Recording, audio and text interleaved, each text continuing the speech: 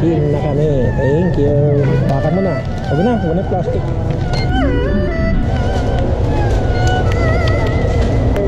Oh, do the honors. Oh. Dito kami sa Philippine Grocery. Bumili kami ng red yamoy. Sweet and sour. Yeah. Hindi pala yan, red. Ito na Hong yung Kong red. super favorite ko. Lagi akong bumibili nito dun sa school namin, dun lang sa gilid. Sobrang favorite ko kasi nabuksan na lang. Buksan na. Ako magbubukas. Bukasan na. Buksan namin. Okay, hi. Oh, subo na isa. Bilis. Para makita natin yung reaction. Subo na. Subo na? Ko pa yung sarili ko. Oh, si Asi hindi pa rin nakakatikim yan.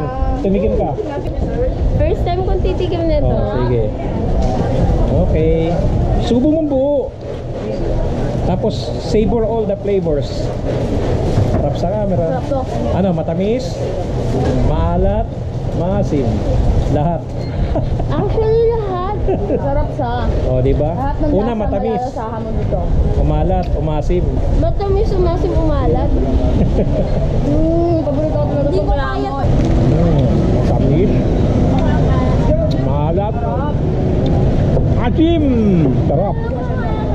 Uy, ok yamoy. Yamoy. So, siyempre sarili ko, no? So this is champoy. Champoy? Yamoy. Yamoy. Bakit yamoy?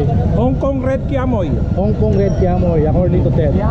Paborito ko to, Subo buo. grabe. Matamis, Maalat. maalat, Maasim. Matamis. Hindi ako maasim. maalat. Sobrang alat. Mamaya, sobrang atim. Tayo. Hindi ako maasim. Maalat. Sobrang alat. Mamaya, sobrang atim. Tayo. Starbucks. Lemon. Hindi, subo. Isang buo. Hindi, subo mo. Kailangan subo. Para full experience. Tamis. Sarap no, tamis. Maalat. Maasim. Paborito. Asim. Ano ka? Hoy, mahal yan. Alam mo na lasa niya.